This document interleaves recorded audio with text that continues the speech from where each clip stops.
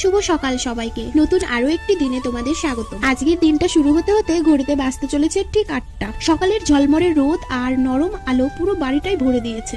এই আলোটা আমার ভীষণ প্রিয়। দিনের শুরুতেই মনটা ভালো হয়ে গেল। আমাদের মাঠের দিকে তাকাতেই দেখলাম মা বাবা শাক তুলছে বিক্রি করার জন্য। এই শাকটার নাম তোমরা কি কেউ জানো? জানলে অবশ্যই কমেন্টে জানিয়ে দিও। এবার তোমাদের একটু আমাদের বাড়ির ফুলগুলো দেখাই। দেখো তো, প্রতিটা ফুলই কি সুন্দর ফুটেছে। রংগুলো, পাপড়িগুলো, মনে হয় যেন প্রকৃতি নিজের হাসিটা ছড়িয়ে দিয়েছে। ফুল দেখলেই মনটা এক ধরনের আলাদাই শান্তি পায়। আজকের রান্নার প্রস্তুতিও শুরু হয়ে গেছে। বকফুলের বড়া হবে আর মাঠ থেকে আনা শাক দিয়ে আজ হবে দারুণ একটি রান্না। এরপর স্নান সেরে বসলাম পুজো করতে। পুজোর সময়টা আমার কাছে সব সময় একটা আধ্যাত্মিক শান্তির মুহূর্ত।